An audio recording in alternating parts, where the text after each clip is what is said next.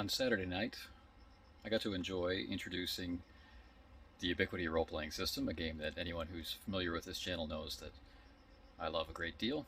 I got to introduce it in its Leagues of Cthulhu format to Craig Shipman, the man behind Third Floor Wars. We played just for a short while, and what you're going to see here is the entirety of play. The first about 20 minutes are character selection and a brief rundown of how characters work. And as you go through that part of the video, if you choose to go through that part of the video, you'll be able to see the characters in question displayed on the screen. Then the scenario begins, and it's just a short kind of teaser episode to familiarize everyone with the concepts of Leagues of Cthulhu in terms of the mechanisms of play, and to be just a hint of part of the mood and atmosphere for a long-term campaign involving a variety of different characters and different eras. So I hope you will give it a chance, and I hope you will enjoy it. It's not always easy to approach a horror game, especially when you enjoy being with your friends and are separated in time and space, it seems. But maybe there are ways. Anyway, please enjoy. And I always. I'm sorry I missed that declaration. I always play the duty, so I'll throw a curveball to Ivan, and I'd like to play the second one. Nice. Let me give you some context. Yeah. This is going to be in kind of a timeless time. Leagues of Cthulhu is ostensibly set in 1890. But I'm moving the timeline forward into Prohibition for this one shot. So it's sometime during Prohibition, but where you guys live, the actual calendar year doesn't really matter. Got it. Right? As you've probably been able to figure out, they are moonshiners. They live up in the hills, away from the government tax collectors and the excise inspectors and the treasury men, and they are under a patriarch who we're going to refer to as Grandpa. You're not obligated when you name your character to pick the same last name, because by family we are talking about extended family, and we don't need to get into inbreeding and all of that brings along. If you want to go there, more power to you, but Aunt, Mom, and Uncle Dad? Yeah, it's not necessary at this time. So which one are you taking, Jose? I was He's thinking taking two. the second one. The second one, Which yeah. is the youngest male grandchild? Yeah, the jelly Zila. I'll take what's left, Ivan. So it's your choice. Let's see. My goodness, yeah. Well, I'm just taking a look at him now. I printed it out. Probably the most complicated one mechanically is the first one. Yeah. Oh yeah. Well, geez. I love the stats on the first one, but yeah. Yeah. Yeah. The first one looks great. It's got that Ivan dexterity. Yeah. And why do you say that's complicated? Look at their resources. Oh, yeah. Incendiary delivery system. That is awesome. Yeah. Yeah, So like sure, why not? like all artifacts, it's a 5-shot weapon, and then it has to be reloaded. But the weapon itself, it's 2 metal tanks that's like a man-portable flamethrower kind of thing, Right. with a pump-action shotgun kind of delivery system, and it can blast out. Its short range is 25 feet. Its long range is 75 feet, and it can blast out a spray, and you can strafe with it, and but it doesn't use standard firearm mechanics. It uses the touch attack mechanic. So, Huh. Yeah. Yeah.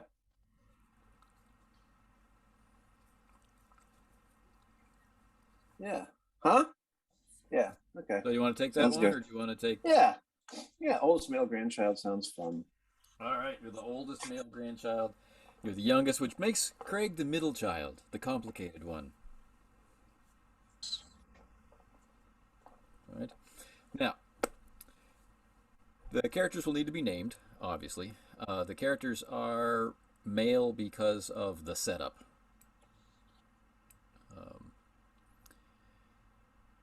So let's go through the character sheet for the benefit of Craig. And those of you watching at home who've never been exposed to Ubiquity before on this channel. Okay. The archetype is something for you to hang a concept on. And so by soldier, it doesn't necessarily mean in the armed forces of, in this case, the United States. But that is your role in your culture. So think of yourselves as defenders of the faith, right? We'll start with an image of Grandpa. Grandpa is the classic Bible and a gun patriarch. And spare the rod, spoil the child. If he believed in something so sinful as a tattoo, would be tattooed upon his person somewhere. He is old and hard and leathery, and he has smiles for no one but Grandma, the matriarch. Right? And pretty much the only reason he might be behind the idea of moonshine is, one, for its medicinal properties, two, because Grandma likes it, and three, because it helps more readily identify the wicked. Interesting. Right, so the soldiers are those who are young and fit and healthy, and they make sure that people stay off Grandpa's land. Your motivation is a way for you to earn a resource called style. And ostensibly, you earn it by acting in character. We notice that you're acting in character, and the game master or someone else will make a recommendation that it's style worthy. Either we're all laughing because it's perfect, or just someone notices that that you are constraining your behavior because of your duty or because of your faith, or Nice. right. And so it's a great way to have everyone paying attention to other people's portrayals. Mm-hmm. You can also earn style with your flaw. And this is, again, a kind of a limiter on the character. It's some area where they have a weakness or a shortcoming of some kind. And usually a flaw will say, gain style when your flaw causes trouble. Okay. And sometimes it's more specific. So in the case of the middle child with the illness, right,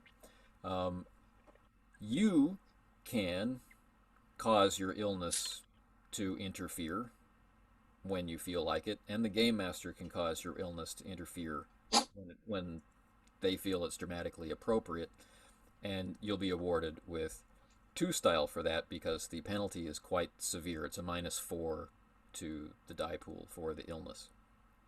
But whoever plays that character needs to think about what that illness would be. What is that debilitating illness, whether it's migraine headaches or some kind of dizziness or a seizure, whatever. So it can't be like an old injury or anything. It has to be an actual illness. This is, it's chronic. It's not curable. Got it. Yeah. And it's extremely disorienting. A -4 die pool penalty is pretty heavy. Big deal. All of the numbers that you see on the sheet are dice. Got it. So if you see body 3, you have 3 dice for body. And anytime I asked you to roll something for a primary attribute, like give me a body roll, I might say, or a resilience roll, then you're going to double what you see there. So your body Okay. rating is made up of two things, so body and body. Your willpower rating is willpower plus willpower, right? Got it. So a rating is what you actually end up rolling. Okay. If you look down at skills briefly, you'll see that there's a base, which is an attribute. You'll see that there's a level, which is the number of points that went into that skill. And then you'll see the rating. And it's that final number that matters more than anything else, right? The rating. Yeah, the rating. So you might have a very high attribute and a very low level for a very good skill. It doesn't mean that you're very good at very minimal things, right? It means you've got that high rating, right? Got it. So I think the secondary attributes are all self-explanatory, and if they're not, please let me know.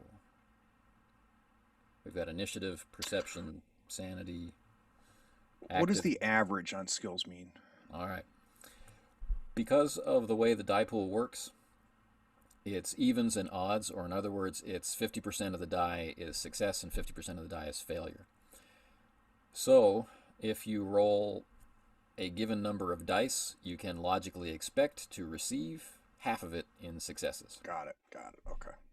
So there are times when it won't be necessary to roll because it's so definitely in your character's realm of possibilities. So if I, in a non-combat situation, if I say I'd like you to give me a perception check on difficulty 2, and you have a perception of 7, so your average is 3.5, you can say I'll take the average.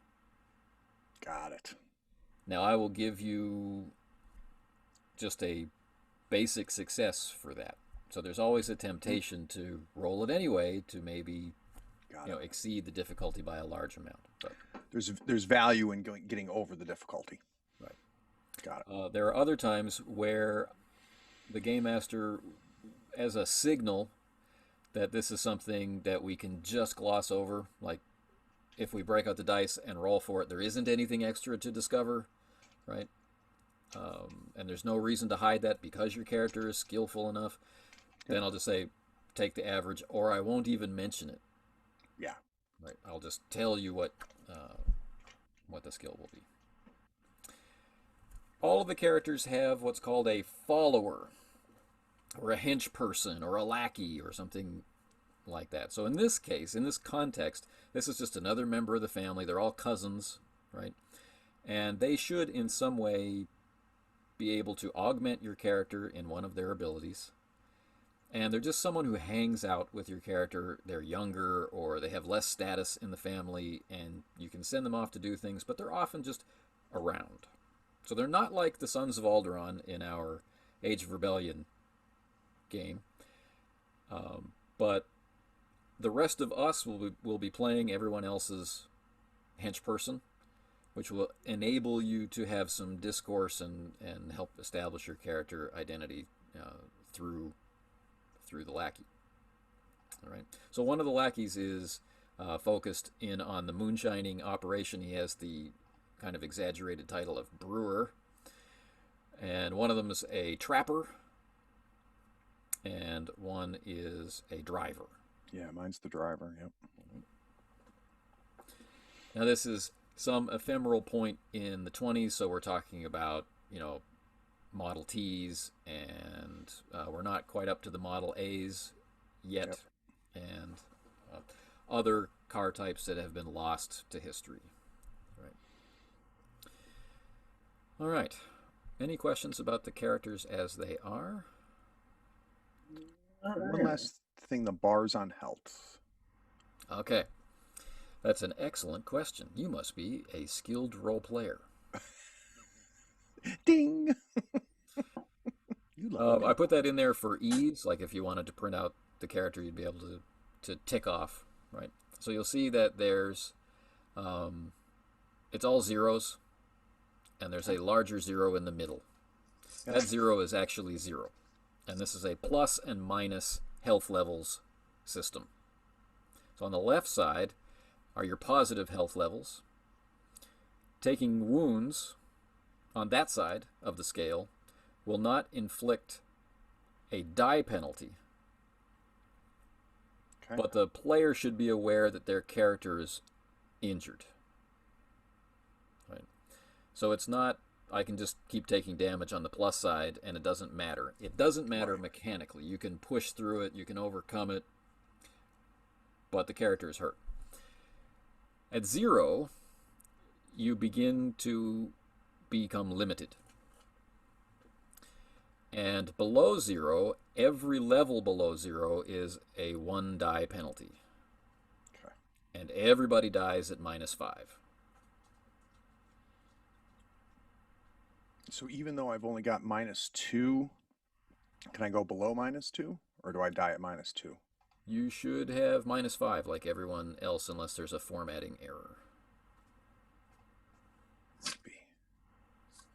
Oh yeah, it's a little formatting error. That's fine. Don't worry about it. It went It'll down be to the fine. next line. Yeah, so they Yeah, should all yeah, they should all be just on one line. Yeah. All right. So how many I'm sorry, and I apologize. So how many boxes should You I should have 2 on the left, I do. and then a 0, Yeah. big 0, and then you should have Oh. 5 on the right. Oh yeah, so that's not a formatting error. You're just a weakling. you're Okay, you start on the left, dude. Oh, it goes left to right. I'm sorry. I was thinking it goes right to. Oh, okay. Okay, I apologize. Yeah. Okay, I understand now. It's 6:30 That's in the okay. morning, isn't it? Yeah, and I looked at. Oh, yeah, that's right. You just have 2 health. Oh man. Got it. Don't- Okay. If you I sneeze had- too hard, you're I dead. don't know why. I don't know why I was thinking right to left. Why not? Okay. All right. So, yes, that character has 2 health, and the older character and the middle character are more normal. So these are not Arnold Schwarzenegger characters. These are in the realm of normal men, and it's obvious, visibly obvious, that the middle grandchild, has not had a good health through their life, which doesn't mean that they aren't capable, right? So if you take a look at their skills and their ratings, they have found ways to compensate for their situation. Mostly a gun. Mostly the gun. level Well, 5. yeah, healthy firearms. intimidation. Healthy intimidation too. Yeah. The rating is a real important number, though, dude. Yes, the rating. That's the number you're looking at. Third column. And the diplomacy at 6 as well, and con. Oh yeah. Con is face as in and sniper. fool man. somebody. Yeah. Okay. Conning. Well, I'm taking the name Zeke because come on, Grandpa. If you don't take a name of a prophet or a Bible character, there's something wrong with you. All right. So Zeke. Or Ezekiel. Yeah. I'm Albert Rhodes. Albert. And my driver is my younger brother, Dale Rhodes. Okay.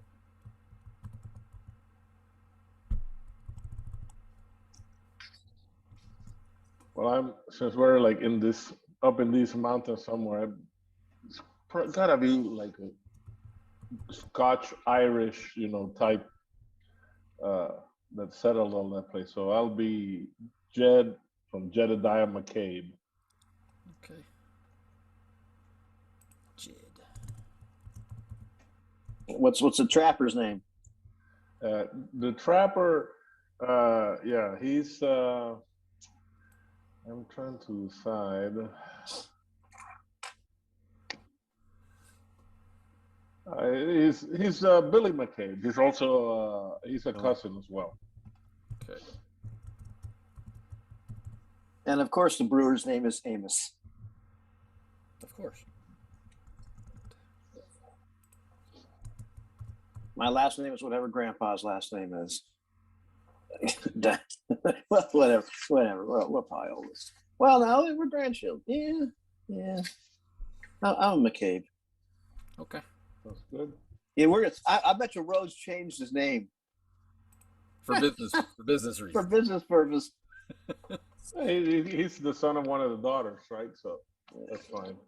He's a McCabe. He's just, Yeah. Okay. His middle name is McCabe, right? The traditional. I'm going to obsess about this illness.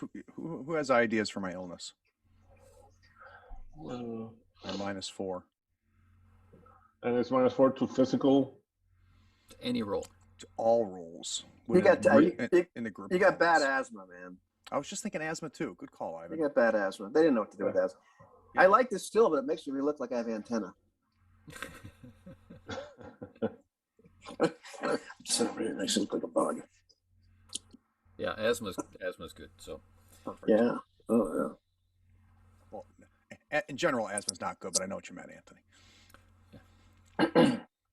it's true. Asthma's an excellent selection for your fictional illness or the character that you'll be portraying today. Anthony Explicit Boyd. I'll get right back. Sure. I do appreciate you doing this, Anthony, after me just buying the collection. Yeah. Cool. My favorite games, no question, are like Wani, D&D, and Mulvey, but this is probably number 2. I love this system. It is pretty slick.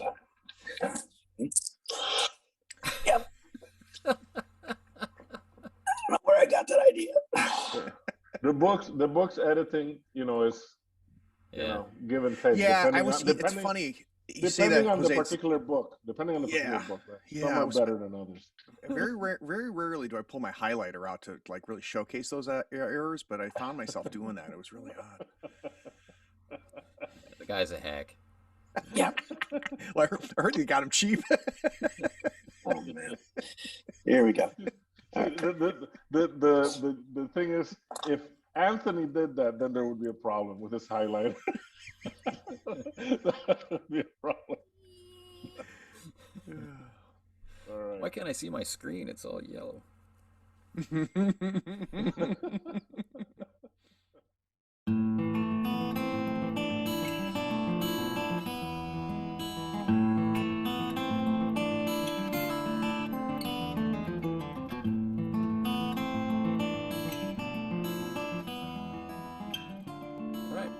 Let us take a trip back in time to the mountains. These are the low eastern mountains, the Appalachian Mountains, right, of the continental United States. And it's, of course, we're in the grip of Prohibition. It is Sunday evening, and distantly echoing through the hills and valleys of Grandpa's land is the rich twang of hymns being sung to a country-tuned piano. Right. All of the buildings around are clapboard, and the family dwellings are painted red or are now a faded pink, cheapest color you can get from Sears. The barns and the church building itself are weathered and stained. Not painted white, in some kind of proud display of uppityness, but just simple, honest wood that shows the quality of the craftsmanship. Right, the scratches, the nails, the mistakes, and there's no pews inside. You stand before the Lord, and you can hear Grandpa's voice singing louder than everyone else. But you gentlemen, and a few other gentlemen in your age group, are scattered around. We could almost call it a compound, right? During the service. Grandpa has a separate service for you after. Right? Everything's taken care of. But when all the family is together in the family church, then you are outside, on guard against unbelievers. Right? The family came over to this continent to escape religious persecution, and they will not let down their guard. Well, as I said, it's mountains. Low, rolling, forested mountains. At night and in the morning, there are thick mists. And in the mists, of course, we can hear strange echoes and strange cries. And atop the mountains, we can sometimes find artifacts of the unfortunates who were here before us, right, with their carvings etched into the stone under the stars and under the moon. And year by year, mountain by mountain, Grandpa has had people like you, young, healthy, not yet worn down by the hardness of life, the hardness of labor. He has them digging up those stones and bringing them back to his mountain in the center of his lands, where he can keep an eye on them. But tonight is not an ordinary night, because we're in the barn. Right? All 6 of you are there. There are stalls down one side for the few horses and mules. There's a loft with some early hay, and spread-eagled on the floor of the barn above the trapdoor to the root cellar is a government man. He was caught sneaking around. He resisted, and he was knocked out cold, breaking his nose, loosening, maybe removing a few teeth, and swelling an eye. He was armed,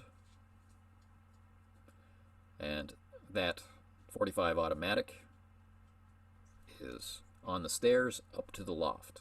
He still has the holster on him. His jacket's all bloody. His pristine white city boy shirt is flecked with it. His very nice celluloid collar has been sprung off the shirt. It's only attached by the button at the back. And the conversation has been, what are we going to do with him?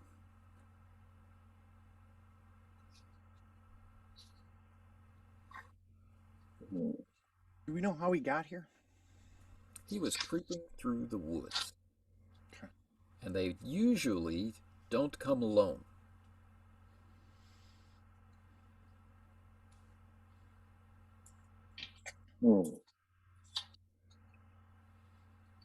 I mean, somebody will be looking for this Jasper, unless they got lost in the woods. We got 2 things to worry about, right? We got to worry about what we're going to do with this. Then we got to worry about his friends, whether they're making their way this way or not. Wouldn't mind figuring out how he got here too, whether he drove by himself or. But let's take care of the body first. I ain't dead yet. Oh, he's not. I'm sorry, I misunderstood. Amos squats down and hawks a dark stream of chewing tobacco on the nice white shirt. He says, "It must be a terrible thing to be partners with a coward who would run away and leave you here."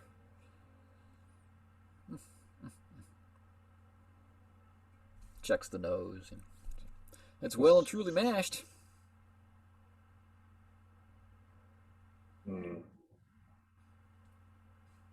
Conscious? Not yet. You want me to wake him up? Yeah. Let's wake him up. So he goes over to the workbench, gets some pliers, comes back, puts the pliers on the earlobe, and squeezes. Which, after a squeeze or 2, gets the desired effect. So I'm going to crouch down so I'm a bit closer to him. What brings you around these parts? We were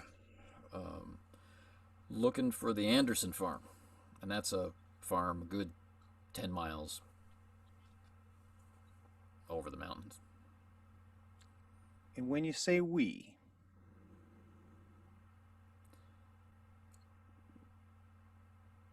Well, you know, my partner and I.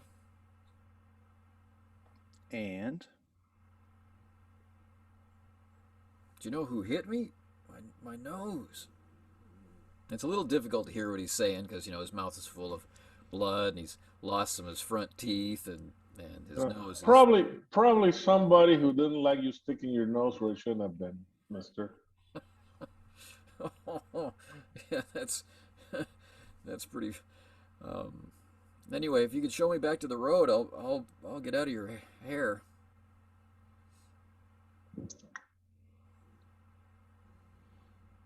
Seems what awful. do we think, Zeke?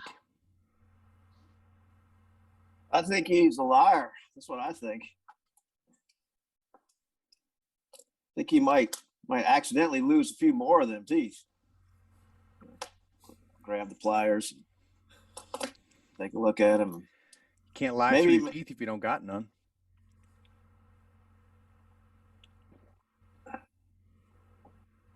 Here you go, Al. You ain't never done this. Time for you to have your first time. Hand out the pair of pliers. Maybe he'll talk with a few less teeth in his mouth. And let's know what's really going on. Hey, Zeke, you know, you want Billy and I to go take a look around to see if the other guy's creeping? I'm sure he's not a match for us in these woods. Shoes like that? Yeah, that's not a bad idea. That's not a bad idea. All right. Okay. And as you know, Billy, grab your shotgun. Come on, you know I'm not the best shot, so. And as we leave, I kind of, you know, see if none of them's looking, and I grab the 45 and stick it in my waistband because, you know, that gun's too good for that guy. How come I don't get a gun like that? Right, it's got a pearl, you know, pearl grip. It's chromed. Oh, nice. And that made me very envious of it, so that's why I grabbed it. Yeah. Hey. Now, Craig, I'm not really suggesting that we really pull this guy's teeth out. We're just trying to scare the bejesus out of him. I like out of character. You're worried about me. Oh no! I'm segueing into not really. Statement of intent. Statement of intent. I play with you enough to know that that's not going to bother you. But no, the point is, on the meta level, I've looked at your intimidation score and it's great. Understood. And I can assist you if you want to intimidate him because I have a score that's 5, so it's greater. It's 4 or higher, so I can give you 2 more dice if you want to intimidate him. So, real quick before Jed leaves, I'm gonna kind of not keeping eye contact with our friend. I'm just gonna kind of wave to Dale. Dale, you go with them. So, okay. I'd like the extra person there, and then I'm gonna go down to our new friend on the ground there and kind of open his mouth up a little bit and turn to Zeke and go, should we take the grass-eaten tooth or the steak-eaten tooth first? Steak-eaten tooth first. Steak-eaten tooth. All right. So this brings us to style. Jose has brought us to style, and so for giving in to his character's envy, of course, +1 style for that. And the whole steak-eating, grass-eating tooth made me laugh. I really appreciate it. Style point for that. And we're starting out with 2 style each anyway. So some of you are now at 3 style. How do we use style? 1 for 1 to buy additional dice. If you should happen to take an injury that you feel you don't want to take, you can spend 2 style points and not take 1 wound level. And that's what we'll focus on for style at the moment. All right, so some exit and some remain, and they're talking about the teeth. And this is where the government agent starts to kind of uncontrollably shake. Now he wants to get up, but he keeps holding his eye, right? And every time he starts lifting his upper body up, a wave of dizziness or the beginnings of nausea begin to overtake him, and he kind of finds the floor again, right? But he's already starting out quite scared. I want him on his back, facing up, and I want my right knee on his chest, and I'm just taking the pliers and kind of just tapping this tooth, tapping that very lightly, just tapping it like I'm trying to make a decision here. So, friend, I want to ask you again. You told me about your partner. We saw him run, but I want to know, it's just the two of yous up here. All right. So let's see how much you can move this guy. You have an intimidation skill, which is going to cover this sort of behavior. And your rating is 6, so that's a base of 6 dice. Okay. And circumstances are on your side, right? He's outnumbered, he's alone, he's disoriented, he's hurt, right? So that's all going to be working against him. And to be really transparent, the wound levels are also giving him a die penalty. Got it. So you have 3 additional dice. And does that include the assist from Zeke? It does not, and Zeke will give you 2 extra dice. All right. Yeah, I'm like helping keep him on the ground. So I've got his shoulders. I'm looking over at the other side, upside down. It's kind of Right. looking at him.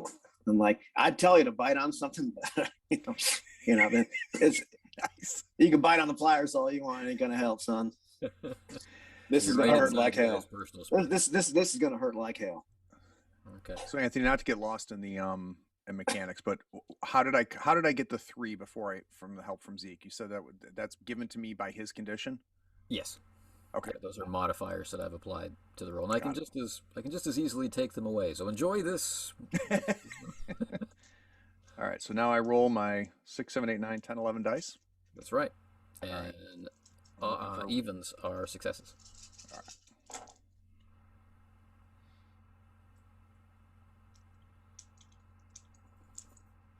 Okay, we're at 5 successes. Nice. Essentially the average. Yeah, Now, I'm not telling you the difficulty in this case because you have to overcome his willpower, and I'm not feeling like revealing what his willpower is. So, all right. So you definitely have his attention. His eye is rolling. The other one is filling with blood. Right. The white is turning red, and the pupil doesn't seem to be moving in any particular fashion.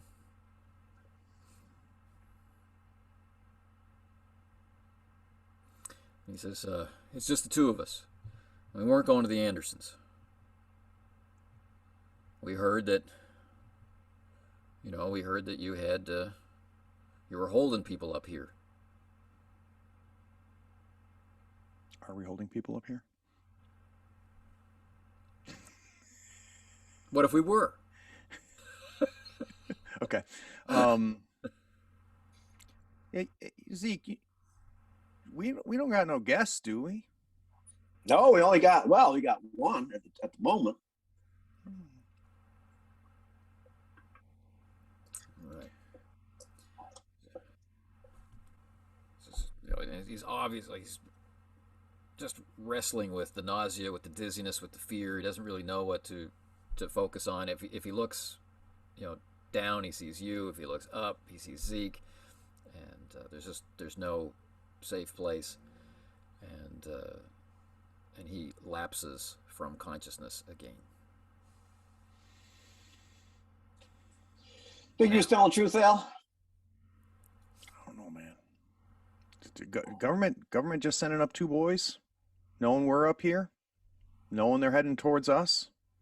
Would you send 2 people up here? We'd send more than 2 people. No, maybe if come on now, you don't want a bunch of people traipsing up there. Maybe if they're just doing reconnaissance, then maybe I just send a couple people up here. But holding people, I would think for sure they're coming up here looking for the still and all that. But holding people, but that's a weird lie to tell. So I think there's a grain of truth in that somewhere too. Something ain't right. Because that would be a weird thing to make up. If I was in his position, I'd just say, "Yeah, I'm here looking for, I hear somebody's moonshine and all that stuff." But holding people, that's a queer kind of thing to say. Pretty specific. I'm a little suspicious. Something's going on. All right. I believe we interrupted the game master when he was about to say something cool. I was going to say Jed outside, but I was fascinated by your conversation. Jed, in the darkness, right? Grandpa always has his services at sunset. Mm-hmm. So as all the family files into the chapel, the one room, farmhouse style church with its tiny little steeple, the sun is very low in the sky, and then the doors are closed. And if you don't make it to church, there'll be a hiding later on from Grandpa, unless you're one of the designated guards to wait outside. So now it's full on dark. Right? The problem that you inherited in terms of the government man, he was unconscious for quite some time.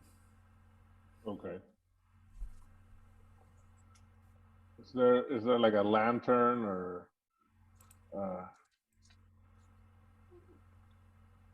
Sure. around there that we can grab? Yeah, so because we're gonna need what I'd like to do is start where we found it, see if we can backtrack. Okay. So let's start with some survival. And luckily Billy he can help me. He's got a survival of 4, right? Yeah. All right. So Billy, Craig, why don't you take Billy? Got it.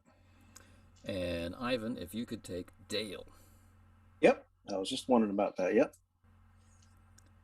So we've got a group of 4 crawling through the darkness.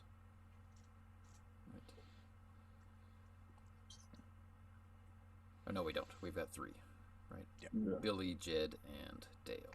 Right. Okay. All right. Now you have the lay of the land. You know where everything is, and there's no moon tonight. I'm thinking all 3 of us have lanterns, don't you? Sure. Yeah.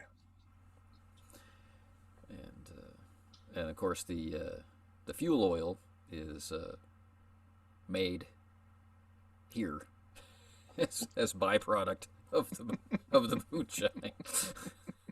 Country or maybe boy not can't byproduct. survive. We call it the good stuff. It's still good for drinking. You just get kind of blind if you drink too much of it. That's all. Or if you got a little too much paint, you got to get it off. Yeah. And so these lanterns don't do very much for your night sight. Unfortunately, they're not hooded lanterns or anything. Right. Yeah, so. Yeah, the kind of you hang on a nail to light the room, right? So. Right. Yeah. So it's like right in your. Obviously, the reason I'm using one is so I can look at the ground, right? So right. I can see the sign of this city slickers left behind. So we don't need to check for the trail of him being brought into the barn, right? The dripping blood and the dragging heels. So we follow that all the way into the woods, and then we find where he was ambushed. By one of the family, right? And whoever popped him, right, knocked him clean off the ground and into a tree. And then there's a sign of where he fell at the base of the tree. And, they did smack him good. Right. So from this point, we need to figure out where they came from. All right. Where are we looking, Jed? Just stay out of the way. Keep watch, Dale. Let's start here where he fell. Come on, let's look around, try to not trample it too much. Already signs of a fight here. So you can see, the boot prints of some of your cousins and some of your nephews and the like, and but then you find the isolated trail of these very inappropriate, very expensive, probably extremely comfortable wingtips. Just a fantastic shoe with light broguing and just incredible laces, and he's walking through the woods in them. And imagine having enough money to walk through the woods in shoes like those, in a suit like that. And the advantages on your side of knowing the lay of the land are kind of washed out by the darkness and the inappropriate light. And so we're just at your base with your assistance. All right. So, nice. 1, 2, 3, 4, 5 successes. Okay. That is 2 over the difficulty that you needed. Right. So it's not long before you isolate the fact that there were 2, and they were very likely lost. Or they were trying to follow some kind of grid search pattern with just 2 people. Okay. Right. But with your additional successes, it's very likely that they came from just over that ridge where it hooks up with the dirt road, the logging road that the government maintains up here that Grandpa can't stand. Maybe we can try and find the other feller. What do you think, guys? You find it, Zeke? You finding prints going the other direction, going back? Right. Well, we could try and backtrack him to the road, or we could see where this other feller went. That's what I'm thinking. So instead of figuring out where they came from, where did he go? You know what I'm saying? Yeah. Let's go and try and find him.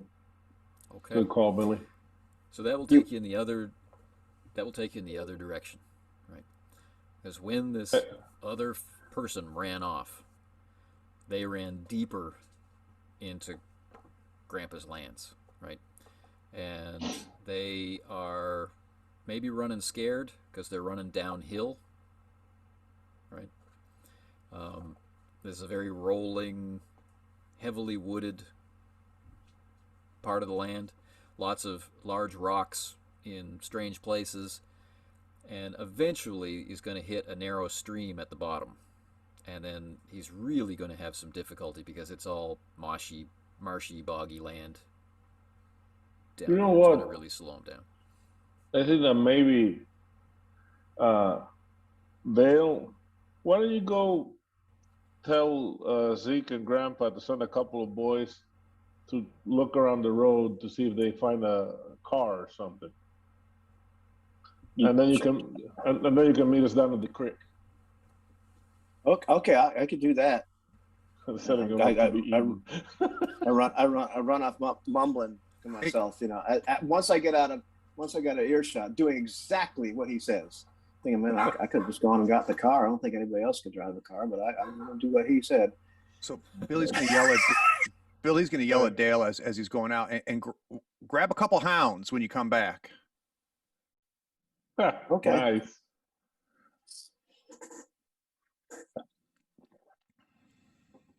So being loyal, Billy just or Dale just heads back rather than even saying that I could drive the car. You can probably once you're there, you can volunteer to drive it, right? But you might not want to go alone or something. Maybe there's some more feds. All right, so it's just Billy and Jed at this point, right? Yeah. Just Billy and Jed in the woods at night. Okay. Now, there's no worry about getting back safely Yeah, moving down, trying to follow. It's very slow going, having to use the light to follow the trails in the darkness. Reaching the bottom of the hill, right, is when you find the first shoe stuck in the mud. Now, does it look from the tracks?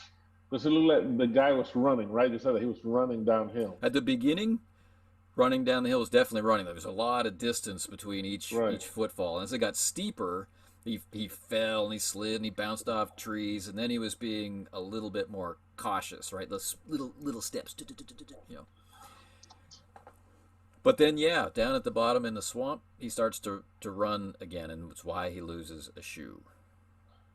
Something scared this fella. Maybe, I don't know if it was our boys grabbing his partner, but something got this fella spooked, man. But we might still be able to catch up with him. He lost a horseshoe. Big Adam's pretty scary, especially when you see Big Adam hit your partner. That's right. So let's see if we can catch up to him. All right. Let's see if you can catch up to him. This will be your athletics. All right. We can do that. I need to find it for Billy. Let's see. Now, Billy probably doesn't have any. No, Billy's got survival and firearms. Yeah. So all Billy's going to do is he's going to tag along with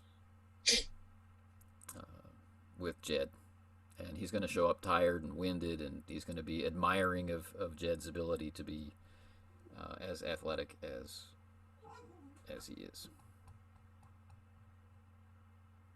All right. So, any penalties? No, not at this time. You're rolling 8 dice, is that right, Jose? If I understand this right? That's correct. And out of 8, I got 4 successes. All right. The average. So you see, Craig, it's the average. It happens like magic. It's when it doesn't happen that we start to get concerned. What are the dice trying to tell me? All right. So pushing, Billy on, right, guiding him around rocks and the like, cutting through the darkness, taking shortcuts, where that the lay of the land has to take this guy who doesn't know where he's going, who's running in the darkness, running afraid. You find the suit coat, right? The shoulders all ripped from some fall or another. You find the tie, right? Still tied, so maybe it was like thrown off. You find his collar discarded. Then you find his cuffs and cufflinks, right? So he's just running in his shirt body, and it's when you find his legs and hips that there's trouble. Whoa! What the hell? This ain't Big Adam. No. Okay, so let's take a look. See, the bear get him or something? All right. So first there's the initial shock. There's the, well, where's the rest of him kind of feeling as the eye tries to find in the terrain what has to be there. But it's not there. And there's something digging at you. There's something missing beyond head and torso and abdomen and arms. There's something that should be there that isn't quite there. And I would really like you to roll your willpower ×2. This is a sanity check. Ooh, the 6 dice. And I should do it for Billy as well, correct? That's right. Who is not likely rolling 6 dice. No, Billy's rolling 2 dice, both odd. Oh, 5 out of 6 dice. Wow. The difficulty is 3. So you got 5 5 out of 6? out. Yeah, look at that. Okay. So Jed's holding it together. And we need to start thinking about why Jed is able to hold it together. Oh, I can tell you really easy. It's like Jed kind of looks around and he starts mumbling, "Yeah, though I walk through the valley of the shadow of death, I will fear no evil. Thou art with Right me. on. Look, thy rod and thy staff, they comfort me." Please Come take a on, style Billy. to comfort you further. You know the Psalm 23. Come on. Now, Billy, on the other hand, how'd he do? Not good. Not good at all. Billy's immediately he's stopped any type of surveying, any type of searching or anything, and like instead of the lantern up front like this, the arm is dropped down to like knee level. The lantern's there, and he's frozen. Like he wants to start going backwards. He wants to start going back towards the compound because that's safer, but his feet feel stuck. Yeah. Now, you'll notice he has a sanity characteristic. Yeah. And it will be decreased by the amount you missed the difficulty. Cool. Okay. So I'm at Zed. 0. Okay. Yeah, did you say the difficulty was 2? Yeah. It says 3. Difficulty was 3. So I'm at -1. Oh, even better. Even better. In stereo. Now, what you described, Craig, is perfect because that's exactly mechanically what would happen. In Ubiquity, characters have 3 actions per turn, right? They have a move action, they have an attack action, they have a defense action. But once you fall to a below 0 or below condition in either wounds or insanity, you have to choose one of those things. Right? Moving or fighting or defending, but not all 3. All right. Now, this is enough of a shock. This is enough of a mental blow that it's possible he may go into a fugue state or pass out or take off, right? But he's rooted to the spot, right? That's fine, right? Kind of a shutdown experience.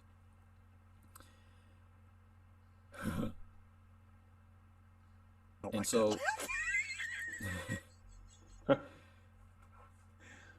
what has him fixated is the fact that there is no blood. Oh, wow.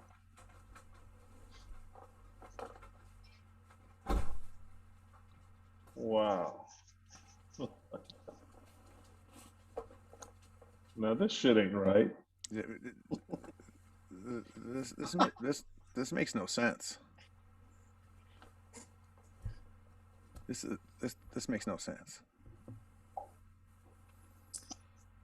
Behind you, in the darkness, are heavy footsteps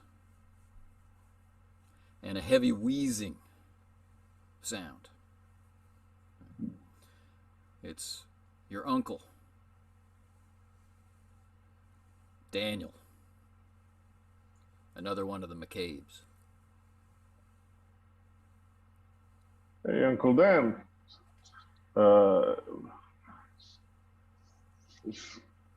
We don't know what the hell happened here, but this boy got torn up bad. Well, when you need to know about such things, I'm sure you'll be told. But for now, go back to the shed, get some shovels, and bury this. We don't need any more of the government men coming finding some or all of their investigators. Uncle Dan, there ain't no blood. That's fine. You have blood. Well, Carnation, what do you mean that's fine? You fucking kidding me? No, and if I hear that word come out of your mouth again, we'll have words behind the shed. You, me, and the leather belt. Sorry, Uncle. I understand. You're under some stress. Good shoveling, good burying will make you feel better. Out of sight, out of mind. Guess we got gotta some go bury. shows. Yeah, we got a job. Let's go. Where's Let's go get Dale? some shovels. Thought We Dale send was them with back. you. Yeah, we send them back up because we think the car's down in the road, so we send them back up to Grandpa to get some boys and go get the car. Well, that was good thinking. Good thinking, Jed. We can roll that car up, and we can strip it down, and we can bury the parts. Okay. See to it. All right. Go I'll get wait the here while shovel. you guys go get the shovel. Just be careful. I'm kind of like hemming and hawing, and I grab Billy. Come on, Billy. Yep, Get yep. the hell out of here. Following Jed. Hey, Jed! He calls us, you're moving Yeah. out of the distance. Did you find the other shoe? Oh yeah. Think they're my size. All right. We'll pick it up for you and drop it off at the barn. Appreciate it. Those are nice shoes. It's like, holy shit, Billy. He's not surprised. Meanwhile, Back at the barn. Al has tied this guy up to one of the supports for the barn. So Sure. I imagine him sitting with arms behind him. Got him some wire tied wrists there. Don't think Yeah, I'm he's gonna got- mess with him any. He's got a thick blood patch on the back of his head, in addition to the rearranging of his face. And he seems cooler than before. And he's awake. Not really. Okay. I don't think I'm gonna wake him up. I don't think I'm gonna help him. I'm just gonna sit on a bucket and just look at him. Pliers in my right hand. The door opens up, and there's an out of breath Dale, but he's being ushered in by one of Grandpa's younger brothers. Okay. And his name is also Daniel. This is my brother Dan. This is my other brother Dan. Little Dan. listen, So he's not You don't- an you don't- uncle, he's a great uncle. So there's Uncle Daniel and there's Great Uncle Daniel. And there are a few other Daniels. And there's about 15 years difference between them anyway, so they're all hail. Yeah. So he opens the door for Dale. Give him your message, boy. I got to get sent back because we found we think we know where their car is, and so we're gonna need some men to go there and go get their car. And in the meantime, Jed is sent out looking for the other guy because he thinks he knows where he is. So I think I know exactly where his car is on the road, based on where he was and whatnot. But That's pretty fantastic. You're going to drive it back. yeah, that's right. And they said, then they said get hounds. Get some hounds.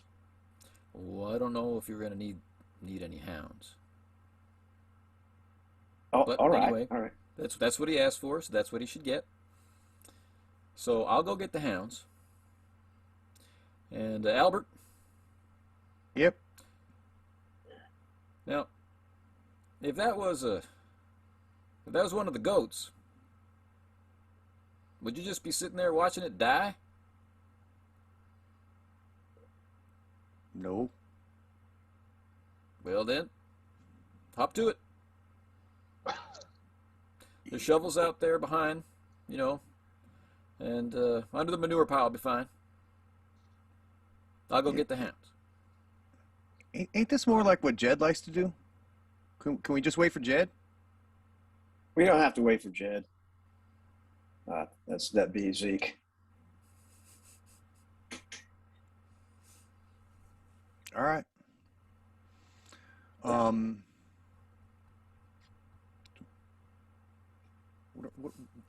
So +1 style to Zeke. What do I have? What do I have as far as putting some out of its misery? Vengeance is mine, saith the Lord. Well, I'm going great. you're in a barn. There are saws. There are pitchforks. There are mallets. All sorts, anything you can imagine.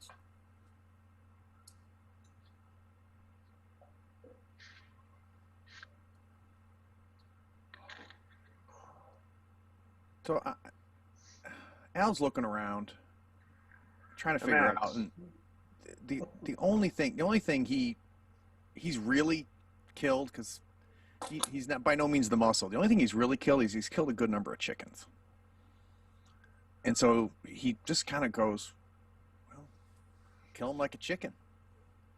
Yeah. And just goes over, grabs the head, and just. All right. Well, I'm watching. Let's see how that goes. Because I know this ain't going to be fast. But first, as it starts to sink in that your great uncle just told you to kill a man,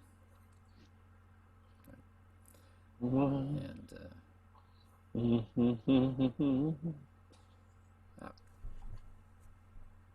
on a difficulty of 2, look at your willpower. That's your sanity check. Double that rating, and give that a roll for me. My willpower 1. So it's 2 dice. Yep. Missed it by 1. Only got 1. Okay. So there are some fleeting doubts through the transom of your mind, but as you're willing to enact the order given by your uncle, the idea of going against your great uncle's order is far more terrifying than the mortal sin of committing murder, if that makes sense. But you're going to reduce the sanity score by 1. Got it. Sitting at 3 now. Okay. After a lot of digging, after a lot of driving, the government car, and oh, what a car. By the time Jed gets back, after having dealt with the small body in the woods, the car has made it up to the compound over the rough road, right? And it's custom coachwork and hand-stitched leather seats and these huge, highly polished headlights, and it's all in black and tan. Imagine being able to live that way. Wee doggies. Grandpa comes into the barn. Says, "You boys are tired, and you're dirty, and you've got questions, and maybe you are confused. To the last point, do not be confused. Put it out of your mind. Nothing you've been asked to do is wrong. Because you are tired, it is now time for you to get some sleep. Right? Others will take over your guard duty for tonight. Before you go to the kitchen, get some food, wash up, a lot, with soap. I'll know. Yes, sir. And then in the morning, I want you," he gestures, great Uncle Daniel opens the door, says, "I want you to go up to the top of that hill. Right? You know that hill, your grandmother's favorite hill. I want you to go up to the top. You're going to camp there. You're going to come back in 3 days." I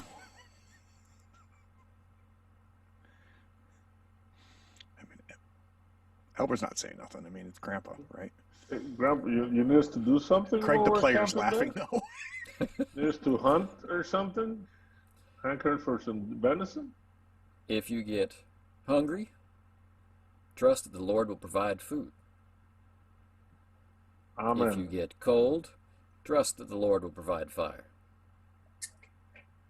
Or at least the strength of will to persevere in the temperature. Grandpa, we done something wrong? No. This is a blessing I'm doing for you. This is a chance for you to step up. You think you want to be standing outside the church in the dark for the rest of your life? I can see it. I can see it. This is where we prove our faith, Al. Okay. Al's probably saying, "Oh, but I was born sickly." He's not crazy about this idea. I can't stay out on some hill overnight camping. I want to be in my nice feather bed with my heavy city slicker blankets. So, if we're going to go to any level of montage, I am imagining Al overpacking.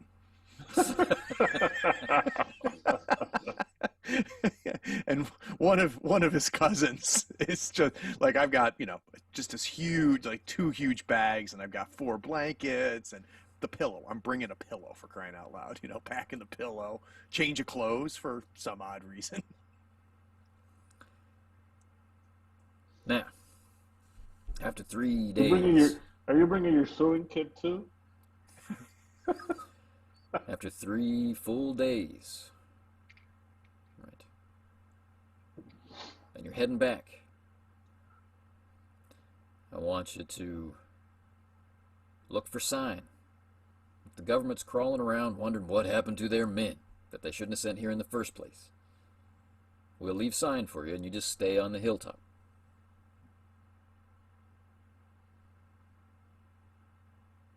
Now, do what I said. I'll see you in 3 days. Yes, sir. Grandpa, I got one question. Really? Then speak it. Well, it was about something the government man said. He said that they heard we was holding people up here. And that seemed awful strange, awful queer lie to make up. And we know they was looking for moonshine in the still. And that bothered me some. And I understand why they would think we'd be doing that. I want you to think, why do we live up here away from them all? Because we're chosen. That's right. But there's some people who don't know that they've been chosen.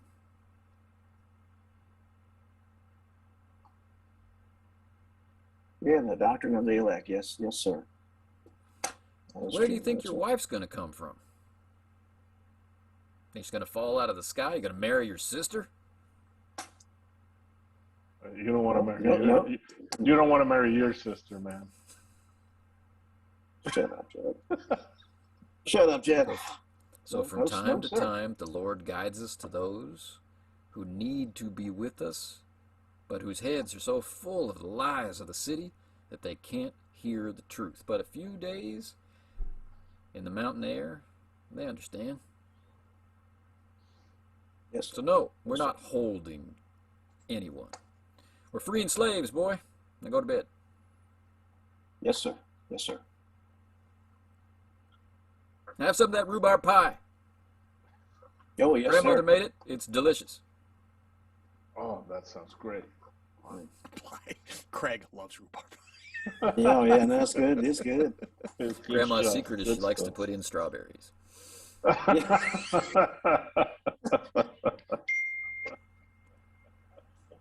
Be right back. Awesome. So yeah, I'm following orders, right? Al's gonna carry whatever Jed's bringing. Al's brought 2 of, and obviously he's regretting it halfway to the ridge, but Right. Well, we have to see if we survive the night first, Craig. You're very optimistic in this game. I'm talking about just getting to the campsite. To the Yeah. Because we're leaving in the morning, right? Oh, I thought he was telling us to head out. No. Okay, never We're mind. washing Yeah, up. good night's eating, sleep, fill your sleeping. bellies. Got it. Yeah. Well, I definitely packed before going to bed, though. All right. Are you bringing a banjo or something? Bringing a what? A banjo? A banjo? No, I don't play banjo. Too many teeth. During the night, Albert, having been out in the cool night air more than he's ready for, is troubled by vice-like grip around his lungs. And he spends a very wakeful and uncomfortable night. Gain 2 points of style. Right. I wanted to wait till Ivan got back, but anyway, definitely while we're eating the rhubarb pie, in hushed whispers, I'd tell the guys about the body torn to pieces with no blood, and Go about ahead. how the Tell 'em. says, "Hey guys, between bites of pie and whatever stew, whatever, Some blood red pie. yeah, blood pie, yeah, that very close up of the camera." Strawberry rhubarb blood pie. Yeah, it's dripping down my face because I'm stuffing my. It's like, that hushed whispers. That other fella, he was torn to pieces. He was torn to pieces. Legs one side, chest the other, head the other. Oh, you never did find the chest or the head. Oh, all we found was that part. Oh, okay. I thought we had. All right. So all I found was the legs, man, and there's no blood. There's no blood. No blood. Dan would give me a hiding. Uncle Dan would give me a hiding. Uncle Dan didn't give a shit. Uncle Dan thought that was like, was going to church in the morning. He just told me to bury it, and it didn't matter. Where'd you bury it? Right there where he fell, in the swamp. Show me afterwards. I want to have a look at that. That's. Did you look at it? I mean, was it empty of blood or just not bleeding? There's no blood anywhere. No blood anywhere. And I hadn't even heard of a bear tearing a guy like that in half. I can't say which one of them died worse. Took Al ain't very good at. Well, Al's got a little bit to learn. It took 3 times, but I got it done. Jesus. Wait, how did you kill the other guy? Yeah. Old Uncle Dan just walked in, like you said, like going to church in the morning, and told me to put him down. Wait, you put him down? He put him down. Yeah. You said knife? Wood axe? Broke his neck just like a chicken. Oh, holy shit, man! What the fuck's wrong with you? Now let's flash back. Let's flash back to that scene. Right? So Albert, there you are. Take a look for brawl on your skill list. And if I have no brawl, Exactly. Yeah. Okay. So this has you with your very little strength, right? Having to figure out how to choke the life out of this guy with your very nimble and dexterous fingers, right? Even unconscious, just the thick muscled neck of this, former football player or, former soldier, he's just defies you. His very flesh defies you, but it's kill him or face Grandpa, right? And so the squeezing took so long. So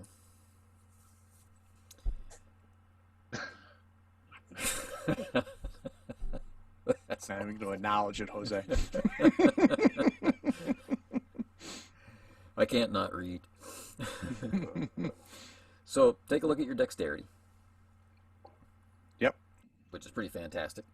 Yep. And I'd like you to roll those 4 dice for me. Okay, so I don't double it. No. Wish sixes were matter because I got 3 of them. Well, that's 3 successes. 3 evens, yep. All right. So with his passive defense, right, with his body, right, he's taking away 2 of those successes. Right. So 1 wound level by 1 wound level, right, little by little you choke the life out of this poor, unconscious, defenseless man. So this is what we flash back to with the rhubarb dripping on the perfectly white plate, right? The doily-like hand knit or crocheted, right, tablecloth, right? And in Grandma's pristine dining room, right? And the worst part about this is the gap, right? Because what Al was thinking is you take the chicken, you squeeze, you snap the neck. It's done. So in my head, it's the only thing I've ever killed. It's the only thing I know how to kill. And the gap between what that is and what I'm doing now is a big gap. Oh yeah. So no sanity loss, right? No test. you already took the test and you already lost it. Yeah. But yeah, it was. But Jed's reaction is worth a flashback to that moment, right? It's like so. I hear the story. I'm like, I kind of look at then there's like axes all over the place. Yeah, but it was more fun to watch him do that. I wasn't about to say anything. But this man torn up like that. That's not right. I don't know what could do that. Jed, what'd the tears look like? What? Look like bear? No. I didn't have enough of a chance to look at it. It was just torn apart. He wasn't cut with an axe. Talking about axes, he was torn apart. Like I haven't, I thought I was going to lose it. It was only prayer that kept me from losing it completely. I got some kind of bear or something out there doing that. I know the Lord's going to provide, but I'm bringing Smokey up with me just in case. Now, Jed, Zeke keeps talking about wanting to see the body, wants you to take you back to the body, and now that the shock is kind of lifting, it occurs to you that there was a pretty fat bulge in the guy's back pocket. You buried his wallet. You buried his wallet in the swamp. Those government men, they always have lots of money for bribes and expenses. Maybe we'll talk about it tomorrow. How far is the hill from that swamp? It's going to be a full day's hike. Not terribly physically demanding, but it's just lots of up and down and around different terrain. And if you take a detour into the swamp to dig up the body, it will add a couple of hours, but it just means you'll reach the hilltop at night instead of at sunset. All right. So I think it can be arranged. All right. Awesome. Come on, let's wash up. Use soap. Yeah. Last thing we need is strapped back and before a day's hike. What the hell, man? Grandpa, arms so skinny, but he hits so hard. What the hell? The vengeance of the Lord. Yeah. So do you go to the swamp? Or do you go? Of course. First thing in the morning. Okay. On our way. But I'm bringing, when I say I'm bringing Smokey, I'm bringing that incendiary device. Yep. There's some big old bear up there. I'm not going to get ripped apart. The Lord helps those that help themselves. In our sundries, I assume we should have at least a knife, and if we're going camping, a hatchet at least for the 3 of us, right? Is that something reasonable? Well, right. and I'm gonna bring the shovel and use it as a walking stick until we need it. Okay. We're gonna. And are we taking that? We're taking our boys with us? Or are we just going? Yeah. The three of us going up there alone? All right, No, good. no, All you're, right, you're cool. going to take your crew. All Now, right, cool. I see. I'm imagining that Albert, I guess, has like a big like army duffel bag, right? Navy duffel bag, uncomfortably bound to his shoulders.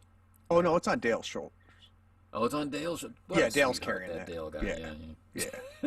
Yeah, I'll carry Dale's bag. That's how Dale I'll didn't help bring Dale a bag. out. Yeah, so it You works brought- out perfect. Dale has a shotgun, so you can carry that.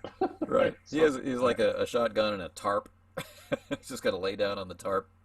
And as I'm handing this huge Navy bag to Dale, he kind of looking at me, Al goes, I got the shovel. I'm just gonna walk back. I can't believe we had to take part Barry that beautiful machine. Anyhow. Now, it's not a difficult hike down into the swamp, but let's have Albert give me a resilience check. This is double his body. Why not? Sounds like fun to me. Over yours.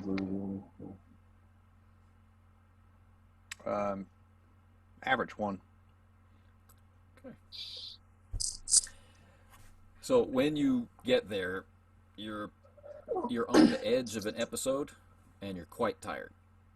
Right? It wasn't difficult for you. Right? You're very agile, but just that cruel bite of the asthma, right? And the idea maybe of what's ahead. So at any moment, an episode could trigger, but I'm going to give you 2 style points for the difficulty. Nice. How's Billy? How's Billy doing? How's Billy doing? The scene of the crime. Just think about Billy. How much does Billy want to go back here? Yeah. Yeah, Greg. How much does Billy want to go back here? So the entire way, right? The entire hour down, right? It's like, why are we going this way? I don't think we should go this. It just really isn't right. You buried them. You don't unbury what you bury. Yeah, Okay, poor Billy. Billy is first before we get within 150 yards of this. Billy's like, you know what? I'll watch the perimeter.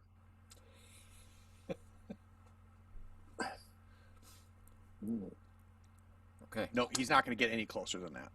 All right, Jed. Let's see this thing. We do have to get up to the mountain, so let's take a look at this here. And as we get closer, Al's going to turn to Jed and say, now you mentioned a wallet. No, I didn't mention it. I He did didn't not mention it. He did not mention the wallet. He did. I mentioned All right. All right. Here, I'll give me the shovel. You ain't gonna be no use here. I'm pitching. Yeah, so I just take the shovel because I know where it's buried, because it wasn't a he. It was just Now there's some part of it. difference from last night, Okay. right? You see your boot prints and Billy's prints and the like, Unca dance. right? But in the ground that you covered them over with, it still has that freshly dug smell.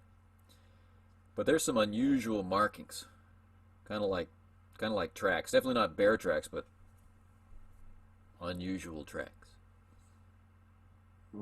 So we're taking a closer look, see if it's coyotes or Sure. Give us a survival. Your difficulty is 3. All right. So out of 6 dices. I will help you. All right. I'm looking at these tracks with my score of exactly 4, so I can Nice. assist.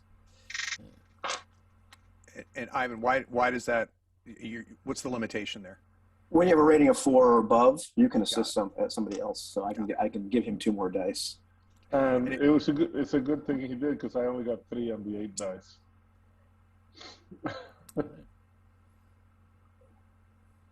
So we wind up with a 0, which is not a Right. failure.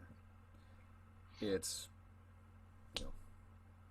Meet or the beat? core of what you were looking before with no frills. So these are definitely tracks.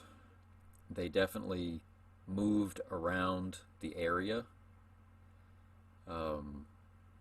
with deliberation, and there are two sections at one end of the grave and the other end of the grave where they stood longer and where their weight sank deeper into the ground as they would if they had been digging.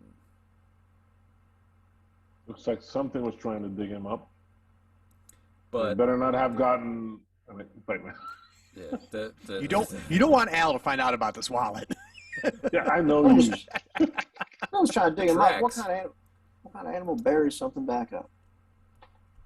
The tracks are not unlike someone standing on snowshoes. As long as it's not a giant prehistoric duck, we're cool. Not quite like a duck.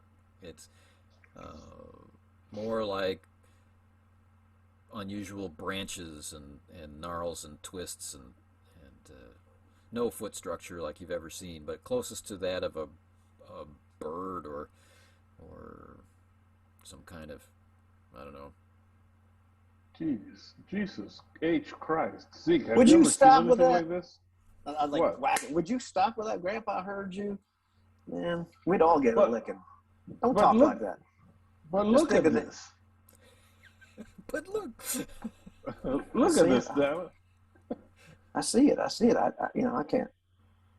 I kind of trace the tracks a little bit with a finger to so that the non-trackers can see what I'm talking about. I don't know what the hell this is.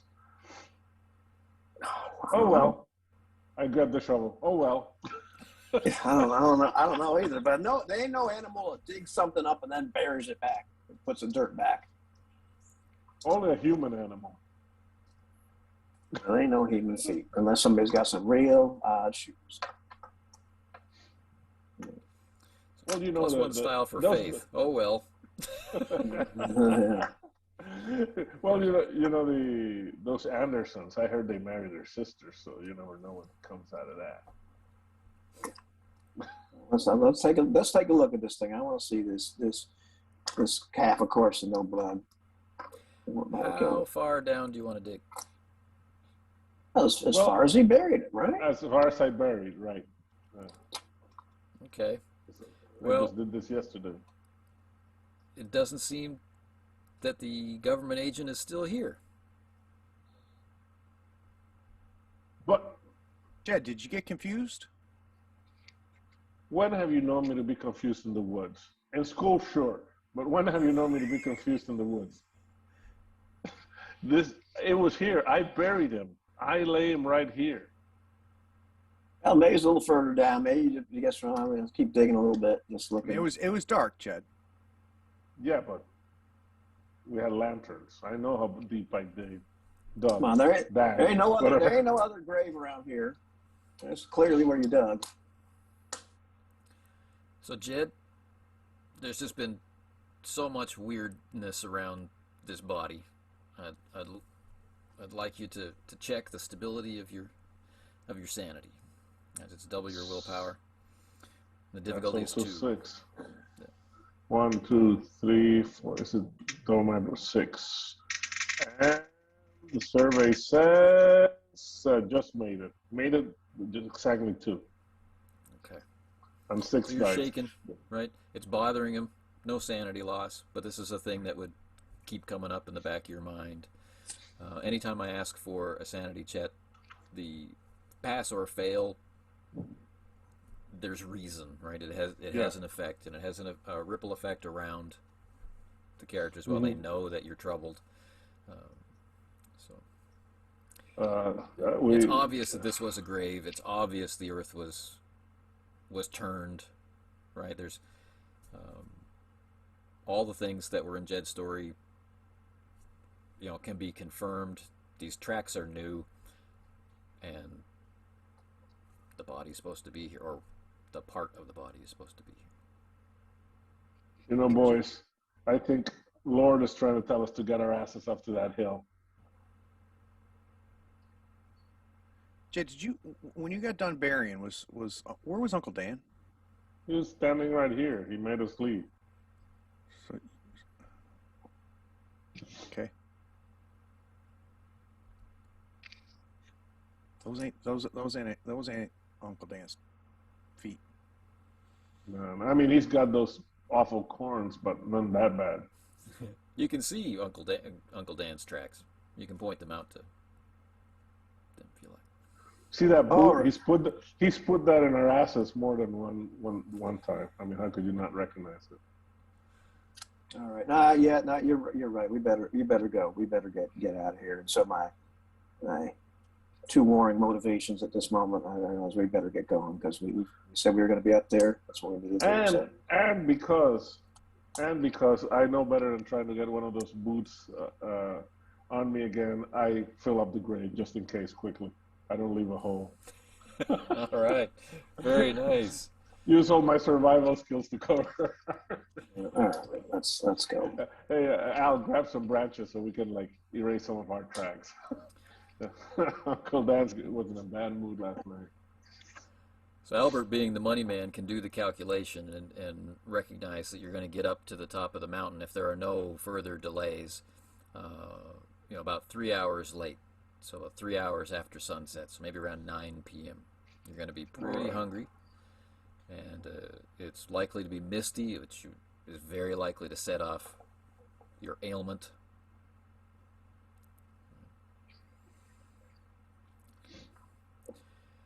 And the journey, I mean, this is your land. You grew up here. Well, you've never been on top of this particular mountaintop, because this is Grandma's mountain.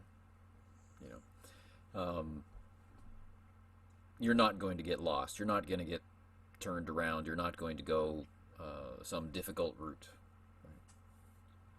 So as predicted, around 9 o'clock, you reach the top of the hill. And one of the childhood mysteries that you've grown up with is instantly solved as soon as you get there. In that a ring of trees has been cut to leave the mountaintop itself bare. But the trees on the outside edge of the ring are tall enough that the peak of the mountain is obscured. So from below, from another mountain, from the farmhouse, it looks like a mountaintop. Right? But so often, family members, take axes and saws and, they make a day of it and they go off and they do some logging. But there's never ever been any sign of where that logging was done. Now suddenly, you know. Right? And the ground has been beaten down, hard packed into a mud or clay and a gravel, almost firm enough that you could play sports on it. Almost, right? But it's faintly domed. And just below the peak of this dome is a ring of standing stones, all different shapes and sizes, mostly man-sized, human-sized. And they're arranged on the slope so that their top, whatever their shape is, their top is level with the peak of the mountain. So it's not an even ring. Their bases are not even, but their tops are even. And each of these stones, dark blue slate, granite, right? They are etched deeply with markings. What kind of markings? Mostly swirls and curving lines, which seem to be placed according to the shape of the rock.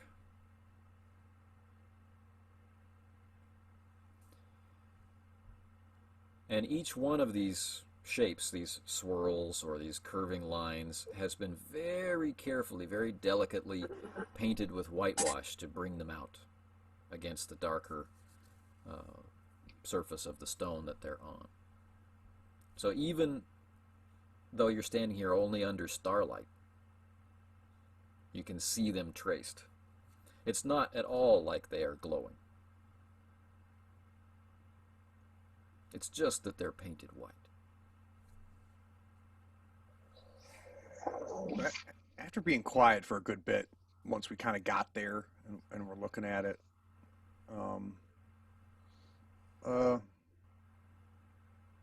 Zeke, I don't know if I want to camp here. What are you talking about? We're camping here.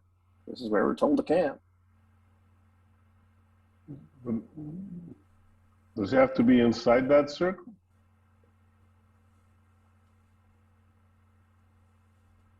I don't see. Well, how big is the inside of the circle?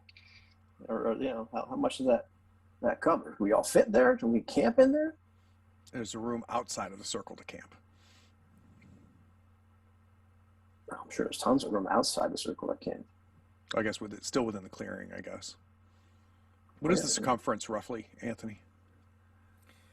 It's a good 200 meters in diameter. Okay. Yeah. That's big. Now they tell, I can't remember, did they tell us to like camp at the very top of the mountain? Or, how specific? There was no. Didn't specify. It didn't specify camping in the circle. Right. That would have spoiled the surprise. Yeah, exactly. So realizing realizing that Zeke's not nearly as bothered by this apparently as I am, I'm just gonna grab Dale, not really tell anybody, and just kind of go outside of the circle and just start setting up camp for in the woods. Right at the edge, however, whatever makes the most sense that I'm outside of the effing circle. And I'm not really explaining myself to anybody. Are you okay there, Al? I ain't sleeping in that circle. Well, looks like this is the driest ground we're gonna have. I like this spot. All right. Well, I think we're gonna try and need something to eat. He said the Lord would provide. The Lord's going to provide. So, as soon as you say that, Zeke, that's when Al pulls the pie out. So I figured Grandma wouldn't miss it. And I know you liked it, Jed. It was damn fine pie. And of course, I brought silverware. Slice it up into slick slices. Nice. Does anything taste finer than a strawberry rhubarb pie under the stars? Nice. I don't. He offered me peace. I said, "Thou shalt not steal." Nice. Awesome. Style. Zeke.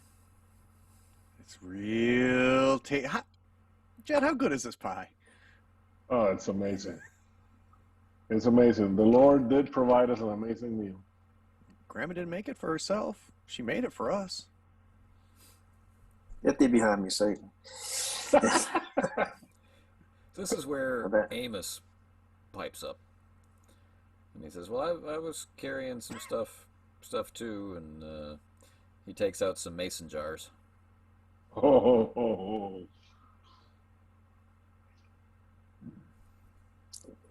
Huge grin on my face. I know Grandpa doesn't like us to drink it. And this stuff, he said, what did he say? Wasn't fit for man or beast. So I was supposed to, throw it out or, something, but, Wait. Looks like you threw it in your bag, Amos. Now that right there weren't theft, son. And so I'm taking one of those and taking a swig of that turpentine. And you know, the moment Zeke is actually chugging it, I'm like, wait, don't they throw out the kind that can leave you blind, man?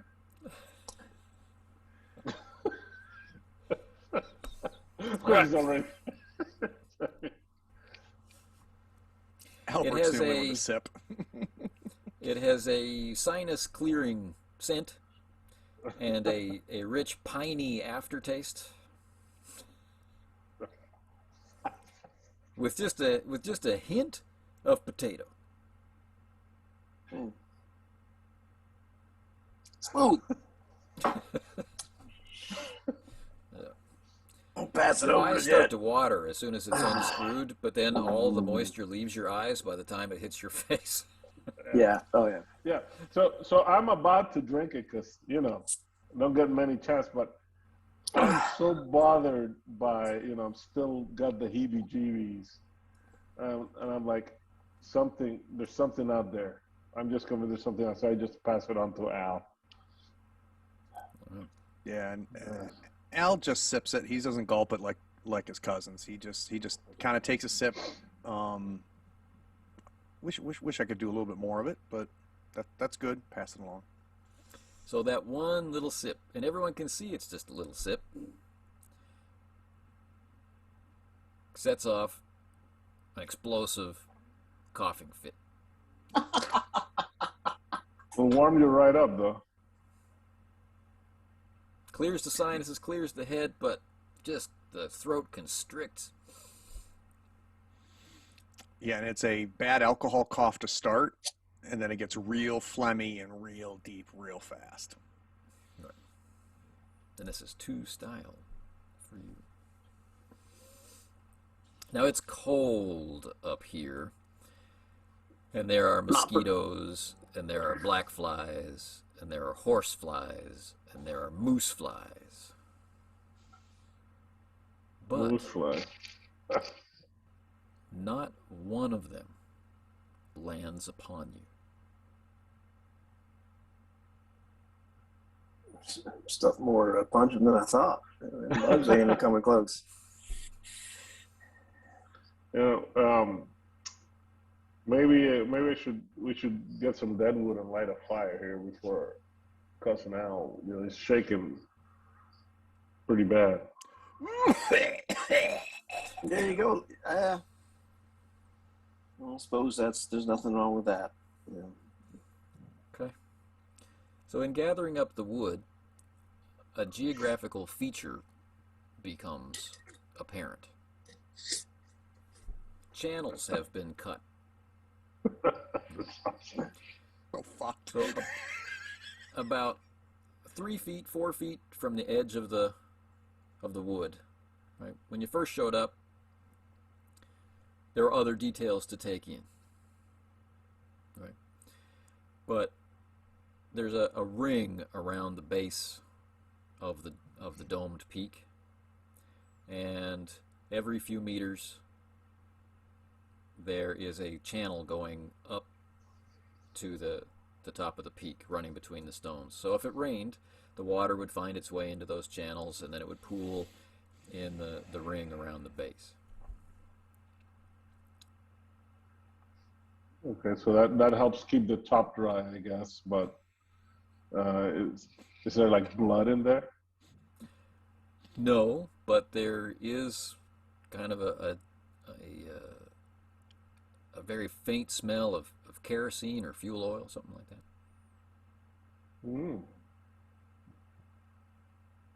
What the devil? Any sign of like burning? So like, is it just all clear? Or do we see like It's all been leaves? cleared, so it's down to the gravel and the clay of the top.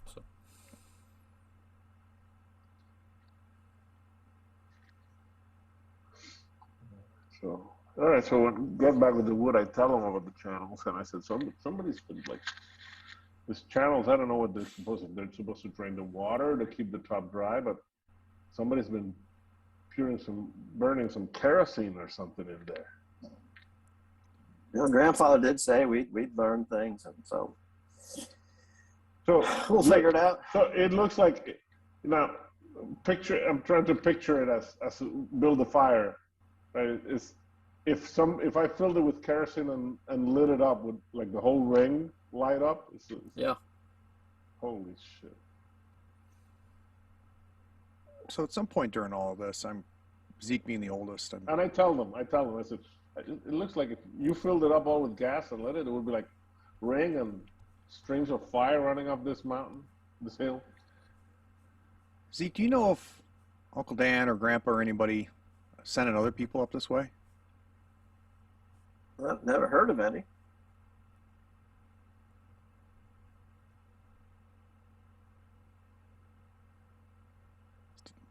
This don't make no sense.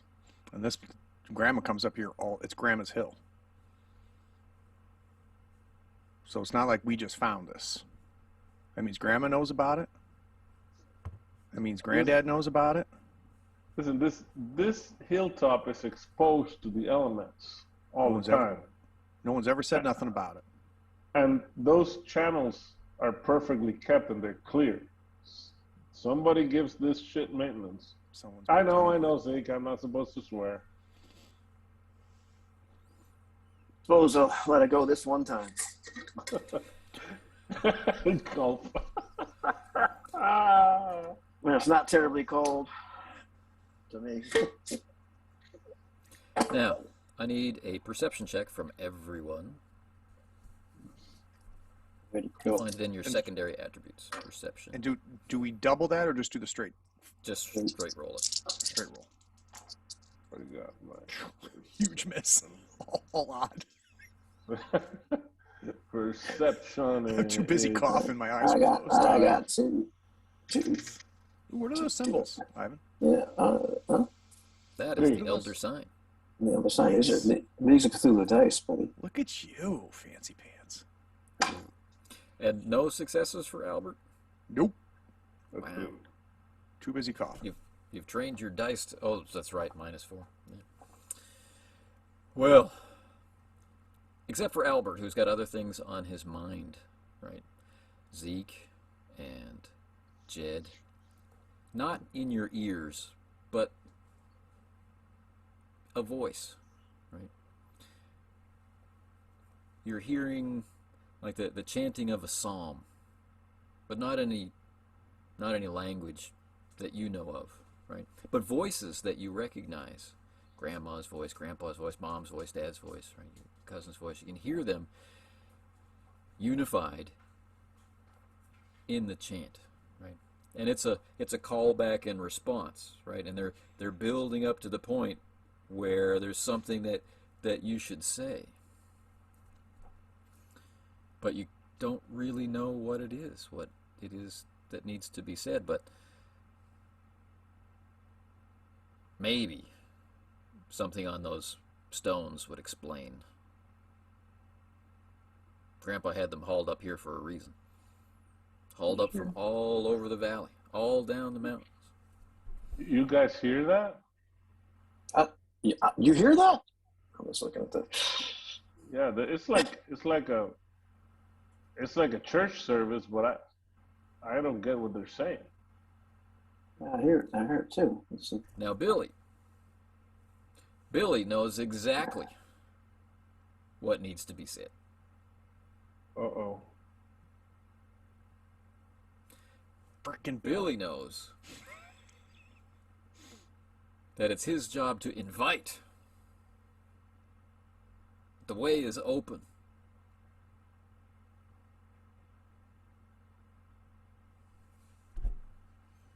Who brought Billy? Billy, can I have a sanity roll, please? Yeah. Let me find Billy. Bye-bye, Billy.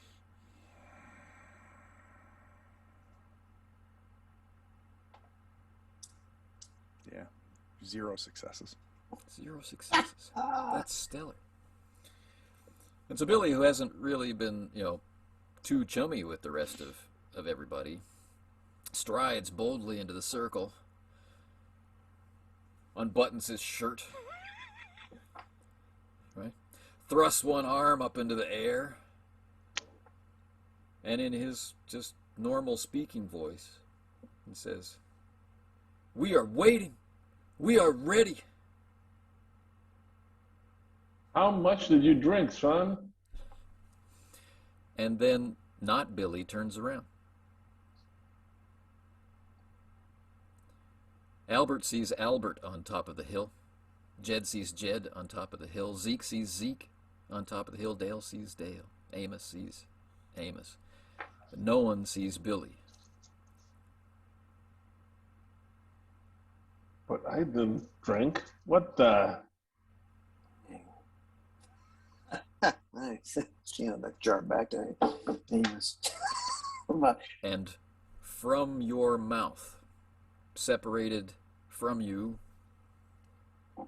from where you're standing to the top of the hill, from your own mouth and in your own heads, you hear, "Come, children, it's time to learn." And we will pull the curtain closed on this episode of Leagues of Cthulhu. Jose, how do you not like this genre? How is this not just the greatest? Like, this is my favorite. I love Star Wars. I love fantasy, but just nothing hits a note like horror. Well done, Anthony. Thanks. I literally don't understand how you don't love this, Jose. I granted, I give it to you, right? Like, it's my blindness because this is my favorite. We're gonna shoot something, don't worry. Yeah, my stick is old school heroics. So, Yeah. and that's not part of this genre. It can be there, but it is you can have this genre without any of that. Yeah. So my plan, I don't know if we'll return to these characters, but this experience that these characters had will be important to the Leagues of Cthulhu campaign I would like for us to experience. And because it's Leagues of Cthulhu, it's not shotguns versus shoggoths, but there is adventure, and the point is the stand against darkness. Right. There are mechanics in place about fear and terror, and there are mechanics in place for moral corruption, right? How these characters can be worn down. And so to make that important, some of the characters that we play have to be heroes, right? Mm-hmm. Have to be able to strike those blows. And so that's what I have in my mind, and this is one piece of it. And something that Anthony and most probably I haven't figured out, but because Craig didn't know the rules, I picked my character based on willpower. Right. Oh yeah. I cheated utterly. I was the highest willpower. I like that sounded like. The fact that he was the ranger was actually secondary, although that is one of my things. But I look, okay, this guy. No, there's nothing wrong with doing that. You're the guy that doesn't break in the face of all this, while the rest of us crumble and become Billies. And I apologize. I do have to bounce, but this was awesome. This was awesome. Glad you enjoyed it. Yep. All right, it was a great story. It's really good. Really, really good. I have to go too. I got to feed the animals and then pick up my wife. So thanks for getting up early and playing scary stuff. Feed the animals. How do we get our food from all the way over there, man? What are you talking about?